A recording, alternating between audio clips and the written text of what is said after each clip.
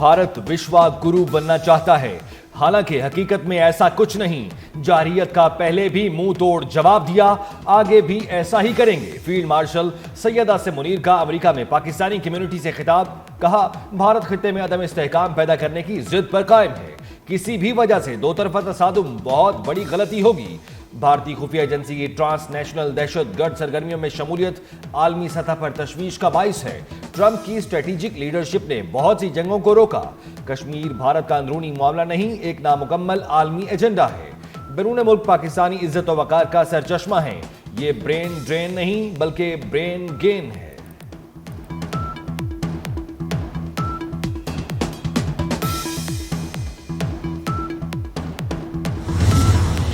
Field marshal Syed Asim Munir کا دورہ امریکہ، امریکی عسکری قیادت سے ملاقاتیں، سینٹ کام کی چینج آف کمانڈ تقریب میں شرکت، سینٹ کام کمانڈر جنرل کوریلا کی ریٹائرمنٹ کی تقریب میں شریک ہوئے۔ فیلڈ مارشل نے سبکدوش جنرل مائیکل ای کوریلا کی پاک امریکہ عسکری تعلقات کو مضبوط بنانے میں خدمات کو سراہا۔ امریکی chairman joint chiefs of staff general Dan Caine سے ملاقات، دورہ پاکستان کی دعوت دی، دوست ممالک کے ڈیفنس چیف سے بھی ملاقاتیں۔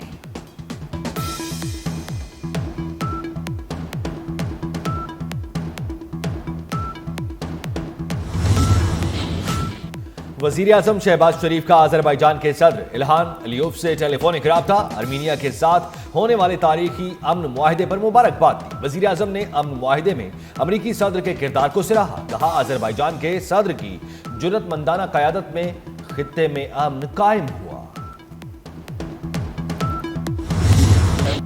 وزیر اعظم کا انتخاب درست ثابت، بلوچستان کے پسماندہ علاقے سے تعلق رکھنے والے اکرام اللہ کی راولپنڈی بورڈ کے تحت میٹرک میں تیسری پوزیشن۔ شہباز شریف نے وزیر اعظم ہاؤس بلا کر مبارکباد دی۔ اکرام اللہ کاکڑ خاندان کا 2022 کے سیلاب میں شدید متاثر ہوا۔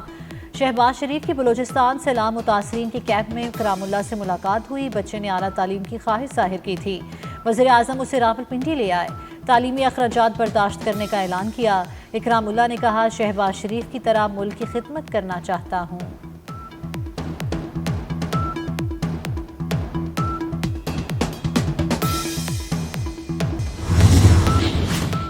کراچی کے خونی ڈمپر نے ایک اور گھر پر قیامت ڈھا دی، موٹر سائیکل کو کچل ڈالا، بہن بھائی جاں بحق، والد کی حالت تشویشناک۔ 22 سالہ ماہنور کی اگلے ماہ شادی تھی، گھر والے جہیز کی خریداری میں مصروف تھے۔ خوشیوں اور کہکہوں سے گونجتے گھر میں صفے ماتم بچھ گئی۔ اہل خانہ کہتے ہیں ہمارا سب کچھ چلا گیا۔ ماہنور اپنی پسند سے شاپنگ کر رہی تھی، احمد کا پڑھ لکھ کر بڑا آدمی بننے کا خواب بھی چکنا چور ہو گیا۔ ایک حادثے نے 7 بہن بھائیوں کا ساتھ توڑ دیا۔ ڈمپر مالکان متاثرہ خاندان سے ہمدردی کی بجائے ڈمپر جلانے پر سیخ پا، ڈمپرز ایسوسی ایشن کے عہدیداروں کا احتجاج، ڈمپر جلانے والوں کے خلاف مقدمہ درج کرا دیا۔ گزشتہ روز ڈمپر کی ٹکر سے موٹر سائیکل والد، بیٹا اور بیٹی زخمی ہو گئے، بہن بھائی ہسپتال جا کر چل بسے، والد کا علاج جاری۔ حادثے کے بعد مشتعل شہریوں نے 7 ڈمپرز کو جلا دیا تھا۔ ڈمپرز کو آگ لگانے والے 15 افراد گرفتار، ڈمپر ڈرائیور بھی پکڑا گیا، کہتا ہے میں بے قصور ہوں، موٹر سائیکل دکھائی نہیں دی۔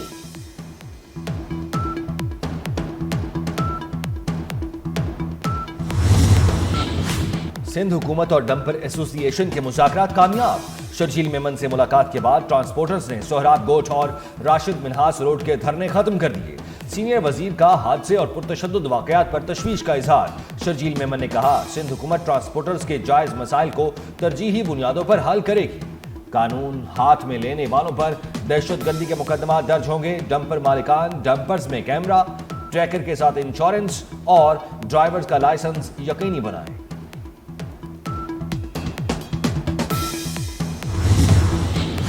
شہر قائد میں رواں برس بھی ٹریفک حادثات تھم نہ سکے، ہوشرباد اعداد و شمار سامنے آ گئے۔ رواں سال ٹریفک حادثات میں 548 افراد جاں بحق، جبکہ زخمیوں کی تعداد 8244 تک پہنچ گئی۔ جاں بحق ہونے والوں میں 52 خواتین شامل، بچے اور بچیوں کی تعداد 71 ہو گئی۔ یوٹیلیٹی سٹورز کارپوریشن یونین کے عہدیداران کی آصفہ بھٹو زرداری سے ملاقات، ملازمین نے آصفہ بھٹو زرداری کو ملازمین کے مسائل سے آگاہ کیا۔ رکن قومی اسمبلی اور خاتون اول نے یوٹیلیٹی سٹورز کی بندش کا معاملہ اسمبلی میں اٹھانے کی یقین دہانی کرائی۔ بانی پی ٹی آئی کے لوگ اب جلاؤ گھراؤ کے لیے تیار نہیں ہیں. سینئر وزیر سندھ شرجیل انعام میمن کی کڑی تنقید. کہتے ہیں بانی پی ٹی آئی چاہتے ہیں وہ ملک میں زیادہ سے زیادہ بے چینی پھیلائیں. جشن آزادی کی تقریبات تمام سیاسی جماعتوں کے لیے ہیں. سیاسی اختلافات اپنی جگہ، قومی تہوار سب کو مل کر منانا چاہیے. سندھ حکومت جشن آزادی کی تقریبات تحصیل اور ضلع کی سطح پر منا رہی ہے.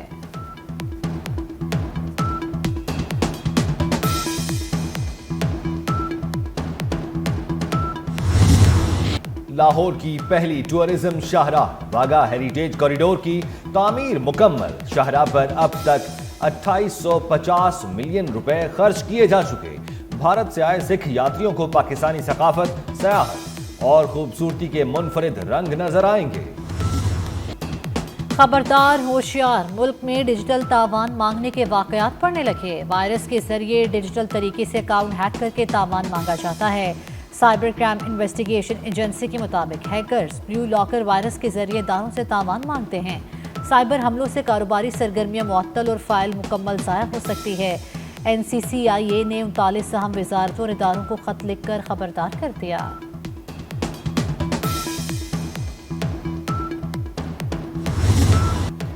ملک کے کس صوبے میں کتنے گدھے؟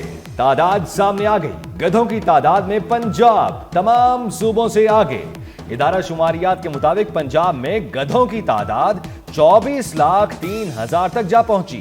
سندھ میں 10,81,000 کے ساتھ دوسرے، جبکہ خیبر پختونخوا 7,82,000 گدھوں کے ساتھ تیسرے نمبر پر. بلوچستان میں گدھوں کی تعداد 6,30,000 ہو چکی. اسرائیل کے ہاتھوں فلسطینیوں کی نسل کشی جاری. غزہ کی پٹی پر اسرائیلی حملوں میں مزید 47 فلسطینی شہید ہو گئے. گزشتہ 24 گھنٹوں میں مزید 11 فلسطینی بھوک سے جان کی باسی ہار گئے. غذائی قلت سے شہید فلسطینیوں کی تعداد 212 تک پہنچ گئی.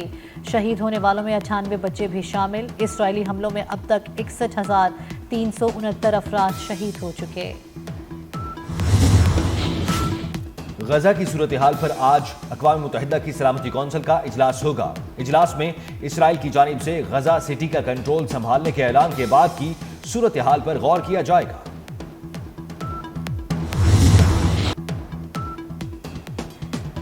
غزہ پر قبضے کا منصوبہ نیتن یاہو پر اندر سے بھی دباؤ پڑنے لگا. اسرائیلی وزیر خزانہ کی نیتن یاہو کو حکومت گرانے کی دھمکی. بزلیل سموٹرچ کہتے ہیں حکومت گرا کر نئے انتخابات کرائیں گے. اسرائیلی وزیر خزانہ نے سیکیورٹی کابینہ کے اجلاس میں نیتن یاہو کو دھمکی دی. کہا ہم سب کچھ روک کر لوگوں کو فیصلے کا اختیار دے سکتے ہیں.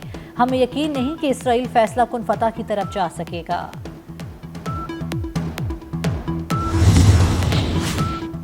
پاکستان کی غزہ پر اسرائیلی قبضے کے منصوبے کی شدید مخالفت. نائب وزیر اعظم اسحاق ڈار کا ترکیہ کے وزیر خارجہ کو فون. دو طرفہ تعاون اور علاقائی و عالمی امور پر تبادلہ خیال. دونوں رہنماؤں کا غزہ کی سنگین انسانی صورتحال پر گہری تشویش کا اظہار. اسحاق ڈار نے اسرائیلی منصوبہ بین الاقوامی قوانین اور سلامتی کونسل قراردادوں کی کھلی خلاف ورزی قرار دے دیا.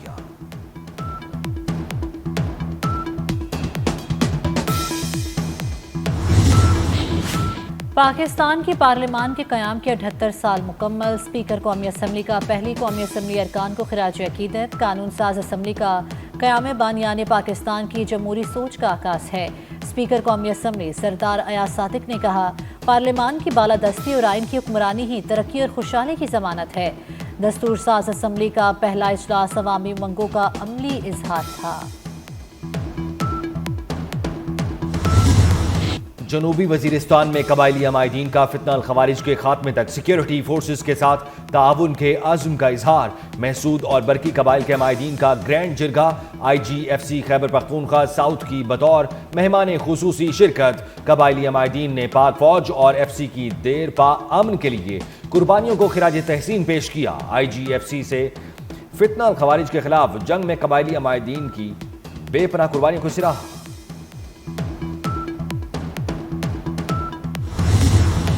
مانسون بارشوں کا سلسلہ جاری. پنجاب، خیبر پختونخوا اور کشمیر کے مختلف مقامات پر آئندہ 24 گھنٹوں میں مزید بارش کا امکان.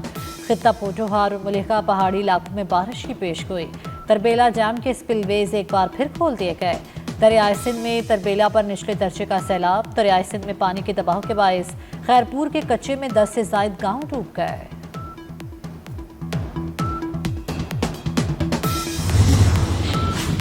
الاسکا میں طے ہونے والی ٹرمپ پیوٹن ملاقات، یورپی ممالک کی جانب سے ملاقات کا خیر مقدم۔ فرانس، جرمنی، برطانیہ، اٹلی، پولینڈ، فن لینڈ اور یورپی کمیشن کی صدر کا مشترکہ بیان جاری۔ یورپی ممالک کا کہنا ہے یوکرین کو علاقے چھوڑنا پڑے تو اسے نیٹو رکن بنایا جائے۔ علاقے چھوڑنے کا مطالبہ اسی صورت مانا جائے جب فریقین علاقے چھوڑنے پر آمادہ ہوں۔ ٹیمی بروز اقوام متحدہ میں امریکی نائب نمائندہ نامزد۔ امریکی صدر ڈونلڈ ٹرمپ نے ٹیمی بروز کی نامزدگی کا اعلان ٹروتھ سوشل پر کیا۔ ٹیمی بروز اقوام متحدہ میں امریکی مفادات کی مؤثر نمائندگی کریں گی۔ ٹیمی بروز امریکی محکمہ خارجہ کی ترجمان کے فرائض انجام دے رہے ہیں۔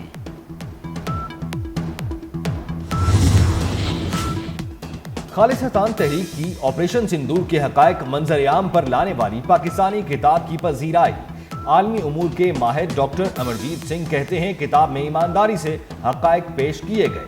بھارت نے فالس فلیگ کا بہانہ بنا کر پاکستان پر حملہ کیا، پاکستان کے جواب نے بھارتی غرور کو مٹی میں ملا دیا۔ کتاب پڑھنے سے تعلق رکھتی ہے۔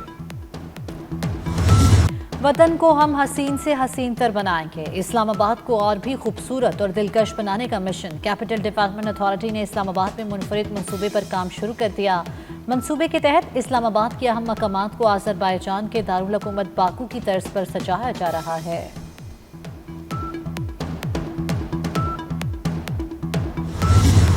ملک میں جشن آزادی کی تیاریاں، کراچی، لاہور، گجرانوالہ، پشاور، مظفر آباد اور ملک کے مختلف شہروں میں سٹالز پر خریداروں کا رش، پرچموں، جھنڈیوں اور بیجز کی دکانوں پر گہما گہمی۔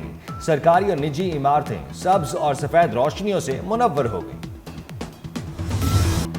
جشن آزادی میں صرف 4 روز باقی، جشن آزادی منائے 24 نیوز کے سنگ۔ آپ یوم آزادی کے لیے کس طرح کی تیاریاں کر رہے ہیں؟ اپنی تیاریوں کو کریں سب کے ساتھ شیئر۔ جشن آزادی پر اپنی ویڈیوز 24 نیوز کو بھیجیں، ہم آپ کی تصاویر اور ویڈیوز کو پاکستان تک پہنچائیں گے۔ واٹس ایپ نمبر آپ کی سکرینز پر۔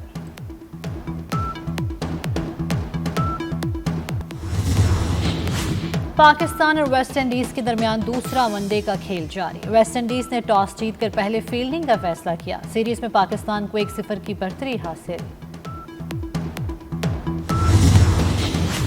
کشمور کے عمر خان نے پاکستان کا سر فخر سے بلند کر دیا۔ ملائیشیا میں ہونے والی ہیرو کپ تائی کوانڈو چیمپئن شپ میں گولڈ میڈل جیت لیا۔ محمد عمر کے اہل خانہ خوشی سے نہال۔ اسلام آباد میں حضرت بری امام رحمۃ اللہ علیہ کا عرس اختتام پذیر۔ 3 روزہ تقریبات میں بڑی تعداد میں زائرین نے حاضری دی۔ عرس کے موقع پر سیکیورٹی کے سخت انتظامات کیے گئے۔